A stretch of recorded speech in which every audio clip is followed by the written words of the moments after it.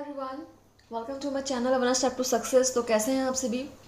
Friend, जैसा कि आप सभी जानते हैं कि हम यहाँ पे डेली आपकी बीपीएससी की प्रैक्टिस सेशन आपको करा रहे हैं और अभी तक से हमने बहुत से सेशंस करा भी चुके हैं। जितने भी सेशन अभी तक हमने कराए हुए हैं हम आप उन सभी को अटेंड किए। कैसा लगा आपको? सेशंस आपके अच्छे लग रहे हैं कि नहीं लग रहे हैं? क्वेश्चंस के पैटर्न कैसे लग रहे हैं आप हमें कमेंट के थ्रू बताएंगे, ठीक है? और देखिए, फिलहाल अभी जो हम आपको करा रहे हैं वो प्रीवियस ईयर क्वेश्चंस, ठीक है? हम हर क्लास में रिपीट करते हैं कि हम पहले आपकी प्रीवियस ईयर क्वेश्चन सॉल्व कराएंगे, फिर नया क्वेश्चन स्टार्ट करेंगे, ठीक है? तो देखिए, ये आपका 2021 के क्वेश्चन पेपर है और आज इसका लास्ट सेशन है, फिर हम दूसरे स्टार्ट करेंगे, ठीक है? चलिए स्टार्ट करते हैं। इसका सेशन हमारा सब्जेक्ट आप सभी को पता है, जनरल पेपर का सब्जेक्ट है। देखिए, पहला क्वेश्चन क्या है? स्थायी कृषि या पर्माकल्चर पारंपरिक रासायनिक कृषि से किस तरह भिन्न है? तो ऑप्शन यहाँ पे दिया हुआ है। स्थायी कृषि एक धान्य कृषि पद्धति को हतोत्साहित करता है, किंतु पारंपरिक रासायनिक कृषि में एक धान्य कृषि पद्धति की प्रधानता है। पारंपरिक सामान्य रासायनिक कृषि के कारण मृदा की लवणता में वृद्धि हो सकती है, किंतु इस तरह की परिघटना स्थायी कृषि के दृष्टिगोचर नहीं होती। पारंपरिक रासायनिक कृषि अर्धशुद्ध क्षेत्रों में आसानी से संभव है, किंतु ऐसे क्षेत्रों में स्थायी कृषि इतने आसानी से संभव नहीं है। मल्च बनाने की प्रथा स्थायी कृषि में काफ़ी महत्वपूर्ण है, किंतु पारंपरिक रासायनिक कृषि में ऐसी प्रथा आवश्यक नहीं है। ये भी आपका कोट वाला क्वेश्चन है, थोड़ा सा देखते हैं मिनिमाइज करके। क्वेश्चन को देख लीजिए, फिर हम ऑप्शंस दिखाएंगे। देख लिया? अब आप ऑप्शंस देखिए, चारों यहाँ पे दिख रहे हैं आपका। ऑप्शंस पढ़िए, फिर हम कोट की तरफ बढ़ेंगे, ठीक है?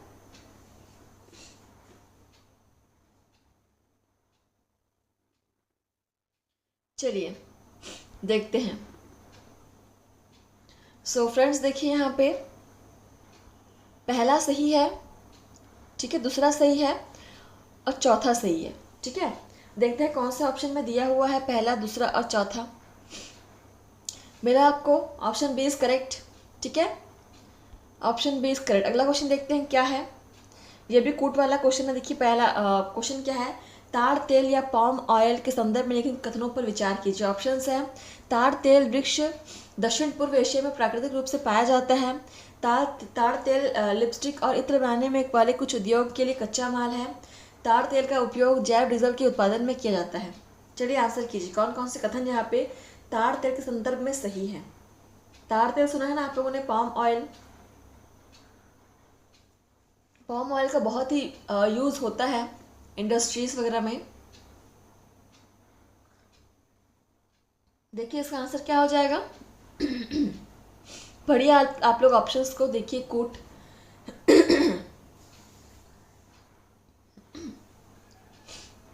तो देखिए फ्रेंड्स, ताड़ तेल के बारे में कौन सा कथन है भी बिल्कुल सही बता रहे हैं।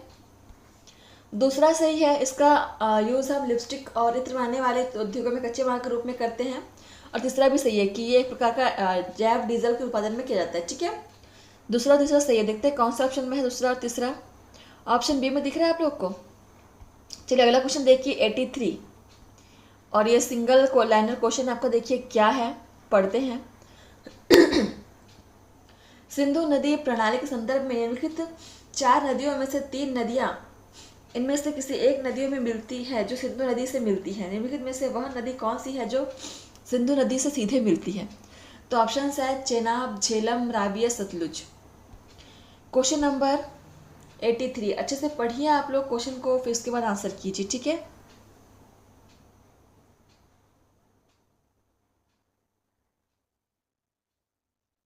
जिन्होंने अभी तक क्लास सब्सक्राइब नहीं किया वो सब्सक्राइब कर देंगे, ठीक है? देखिए आप इसका आंसर क्या हो जाएगा। झेलम नदी है जो सीधे जाकर मिलती है सिंधु नदी से, ठीक है? Option B is correct. Note down कर लेंगे इसको। अगला क्वेश्चन में देखेंगे 84 क्या है। ये भी सिंगल लाइनर क्वेश्चन है आपका। भारत के संदर्भ में डिडवाना, कुचामन, सरगोल और खाटू किसके नाम है? ऑप्शन है हिमनद, गरान क्षेत्र, रामसर क्षेत्र या लवण झील। किसके नाम है? डिडवाना, कुचामन, सरगोल और खाटू। चलिए बताइए। क्वेश्चन नंबर 84, इसका भी आप नोट कर लेंगे। ये सारे नाम है आपके लवण झील के, ठीक है? Option D is correct, note कर लेंगे। अगला क्वेश्चन देखिए 85 आपका कूट वाला क्वेश्चन है। देखिए, निम्नलिखित नदियों पर विचार कीजिए। ऑप्शन है ब्राह्मणी, नागावली, सुवर्ण रेखा या वंशधारा। ठीक है, ये देखा आप लोगों ने ऑप्शंस को। अब देखिए क्या बोला गया है, उपयुक्त में से कौन सी नदियाँ पूर्व घाट से निकलती है। तो पूर्व घाट से कौन सी नदियाँ निकलती है बताना है। देखिए अब आपको ऑप्शंस दिख रहे हैं चारों, बताइए, चलिए बताइए। डी में 1 ऑप्शन और 3 है, ठीक है। देखिए बहुत ही बेहतरीन क्वेश्चन की सीरीज यहाँ पे चल रही है। प्रीवियस ईयर क्वेश्चन हम कर रहे हैं जनरल पेपर के, बिहार शिक्षक भर्ती बीपीएससी की तैयारी हम करा रहे हैं फ्रेंड्स। देखिए यहाँ पे आंसर क्या हो जाएगा, नागावली और वंशधारा, बिल्कुल ठीक है। ऑप्शन 2 और 4 यहाँ पे सही हो जाएंगे, जो जाकर के जो पूर्वी घाट से निकलती है, ठीक है। तो आंसर क्या होगा इसका, ऑप्शन बी, ठीक है। Option 2 is correct. चलिए अगला क्वेश्चन देखते हैं। 86 क्या है, ये भी आपका कथन वाला कोट वाला क्वेश्चन है। देखिए क्या है, वैश्विक सागर आयोग अंतर्राष्ट्रीय जल से क्षेत्र में समुद्र संस्तरीय खोज और खनन के लिए लाइसेंस प्रदान करता है। भारत ने अंतर्राष्ट्रीय जल क्षेत्र में समुद्र संस्तरीय खनिज की खोज के लिए लाइसेंस प्राप्त किया है। दुर्लभ मृदा खनिज अंतर्राष्ट्रीय जल क्षेत्र में समुद्र अधस्थल पर उपलब्ध है। चलिए पढ़िए और बताइए कौन सा ऑप्शन बिल्कुल सही है। फ्रेंड्स आप लोग लाइक शेयर कमेंट करना मत भूलिएगा, ठीक है। देखिए इसका आंसर क्या हो जाएगा, कोड देख लीजिए एक बार।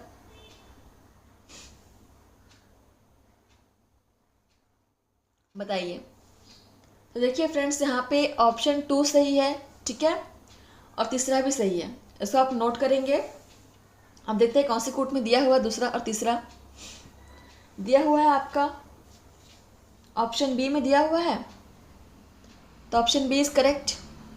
चलो अगला क्वेश्चन देखो यहाँ पे 87 क्या है, सिंगल लाइनर क्वेश्चन है। निम्नलिखित में से कौन सी फसल न्यूनतम जल दक्ष फसल है या लिस्ट वाटर एफिशिएंट फसल है। ऑप्शन है गन्ना, सूरजमुखी, बाजरा या अरहर। जिसमें जल की आवश्यकता बहुत कम होती है, ऐसी कौन सी फसल है। इसको आप नोट भी करेंगे, आंसर कीजिए क्या हो जाएगा इसका आंसर, गन्ना हो जाएगा, ठीक है। Option first is correct, note कर लेंगे। क्वेश्चन नंबर 88 देखिए, एक कूट वाला क्वेश्चन है। निम्नलिखित कथनों पर विचार कीजिए। ऑप्शन से उष्ण कटिबंधीय क्षेत्र में व्यापारिक पवन के प्रभाव के कारण पूर्वी खंडों की तुलना में महासागरों के पश्चिमी खंड अधिक उष्ण होते हैं। शीतोष्ण क्षेत्र में पश्चिमी पवन पश्चिमी खंडों की तुलना में महासागरों के पूर्वी खंडों को अधिक उष्ण बनाता है। चलिए पहले आप लोग ऑप्शन को पढ़ लीजिए, अच्छे से समझ लीजिए, उसके बाद हम कूट की तरफ बढ़ेंगे, ठीक है।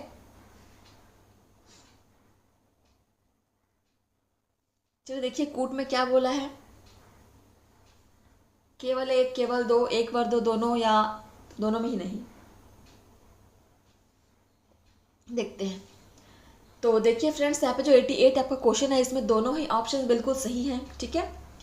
तो देखते हैं कौन से कोड में दिया हुआ है, ए और बी दोनों सही हैं। Option C is correct.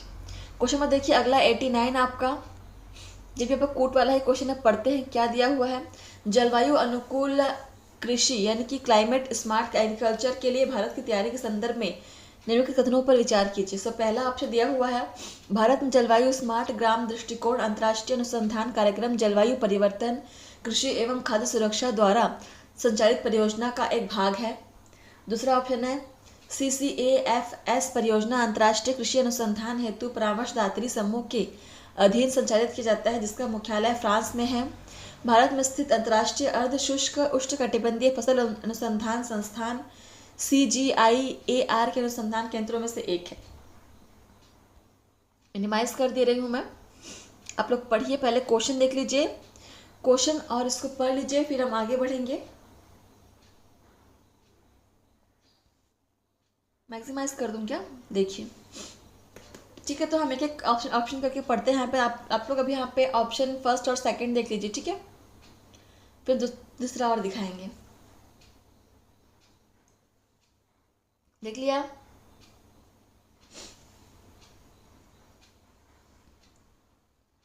देखिए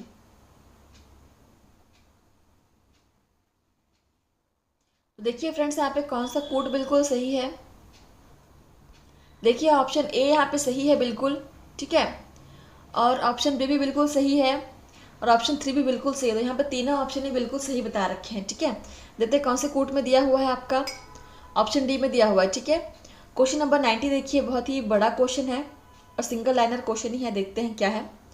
पत्ती कूड़ा किसी अन्य जीवों की तुलना में तेजी से विघटित होता है और इसके परिणाम स्वरूप मिट्टी की सतह प्रायः अनावृत होती है।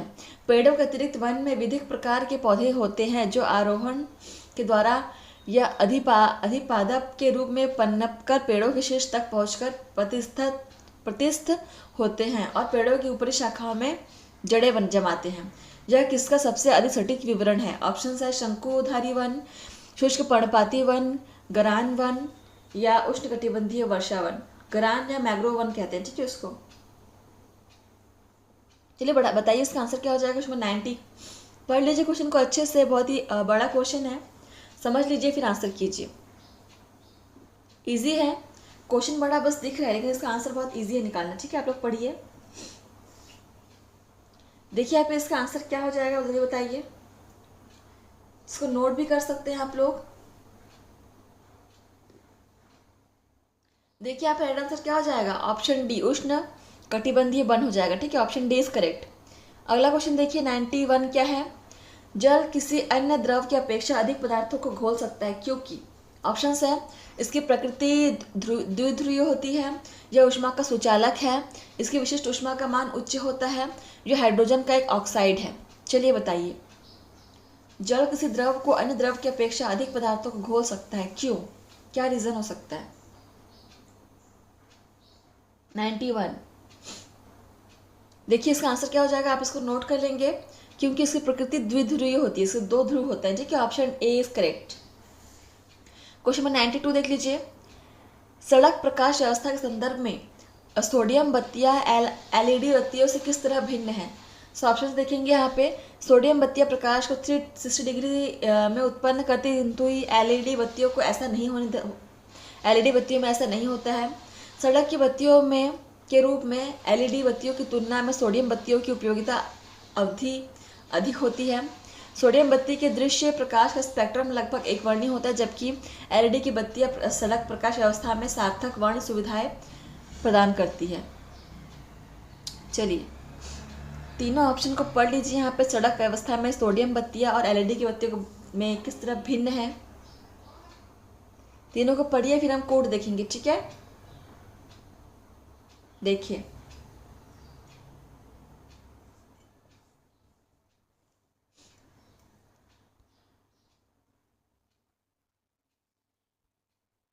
देखिए फ्रेंड्स, कौन से कथन हमें बिल्कुल सही दिए हुए हैं। ऑप्शन फर्स्ट यहाँ पे सही दिया हुआ है, ठीक है, और तीसरा भी सही दिया हुआ है। तो ऑप्शन फर्स्ट और थर्ड सही है। देखते हैं कौन से कोड में यहाँ पे दिया हुआ है। देखिए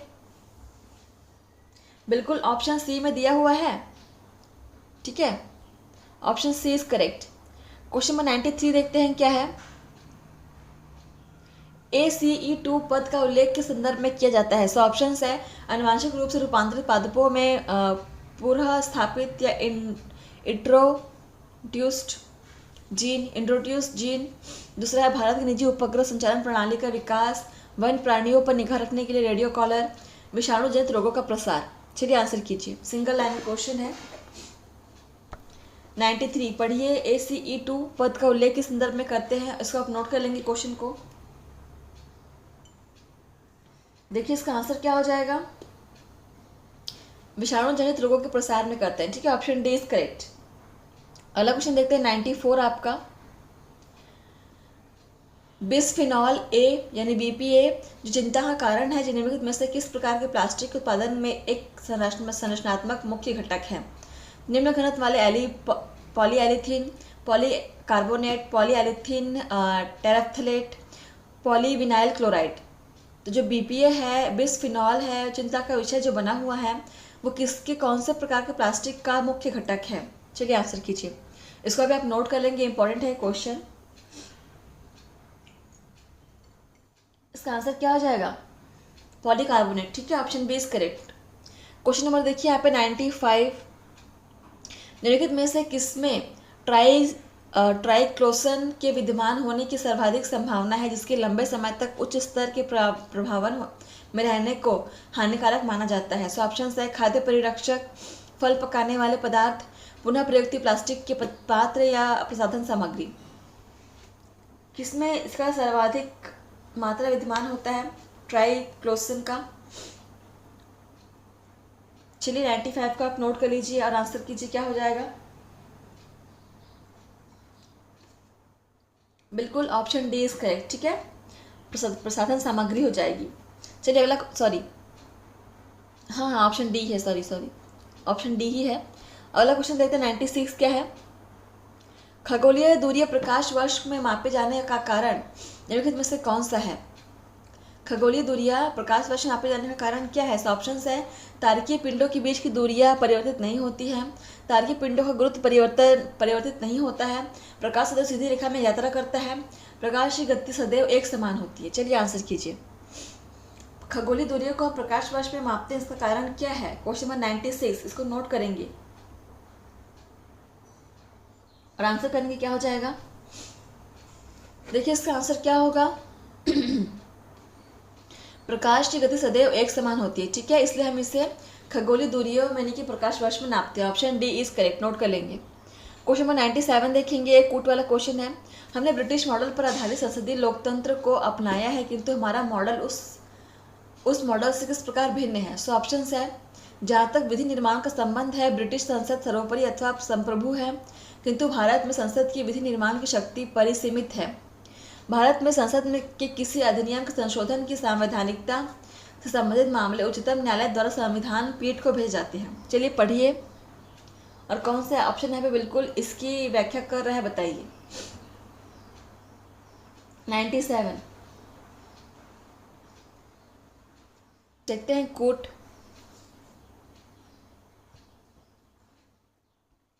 देखिए फ्रेंड्स 97 क्वेश्चन को पढ़िए आप लोग, समझिए और आंसर कीजिए।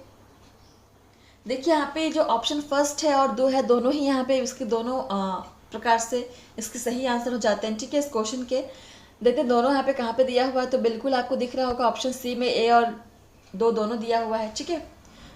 99 देखते हैं, संघ सरकार के संदर्भ में निम्नलिखित कथनों पर विचार कीजिए। कूट वाला क्वेश्चन ही है, पढ़ते हैं। एन गोपाल स्वामी अयंगर समिति ने सुझाव दिया था कि किसी मंत्री और किसी सचिव को प्रशासनिक सुधार करने और उसे बढ़ावा देने के लिए पूर्णतः नामित किया जाना चाहिए।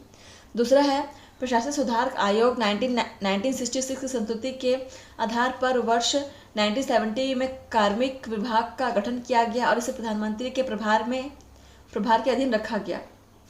सो कौन सा कथन यहाँ पे सही है संघ सरकार के संदर्भ में? चलिए बताइए, क्वेश्चन को पढ़ लीजिए और आंसर कीजिए। कोट यहाँ पे देख लीजिए दिया हुआ है।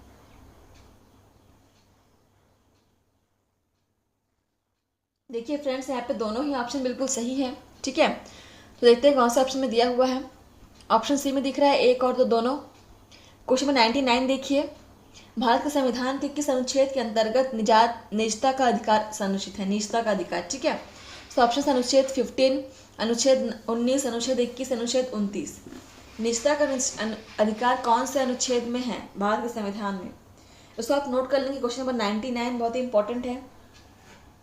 और फ्रेंड्स आप लोग क्लास करने में मुझे बताएंगे कि आपने कितने क्वेश्चन सॉल्व किए हैं, कितने क्वेश्चन आपके सही हो रहे हैं, ठीक है, क्या आपका स्कोर बन रहा है। देखिए इसका आंसर क्या हो जाएगा। क्वेश्चन नंबर 99 का ऑप्शन सी अनुच्छेद 21 हो जाएगा, ठीक है, नोट कर लेंगे। क्वेश्चन नंबर 100 देखेंगे, यहाँ पे कूट वाला क्वेश्चन ही है। कथनों पर विचार करना है, फिर से कथन पढ़ते हैं।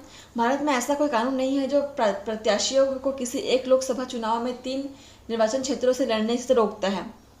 1991 के लोकसभा चुनाव में श्री देवी लाल ने 3 लोकसभा निर्वाचन क्षेत्रों से चुनाव लड़ा था।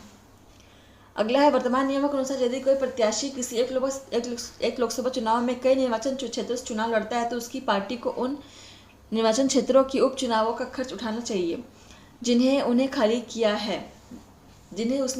है, बशर्ते वह सभी निर्वाचन क्षेत्रों से विजयी हुआ हो। चलिए आंसर कीजिए, कौन सा कथन यहाँ पे बिल्कुल सही है। क्वेश्चन नंबर 100 आंसर कीजिए।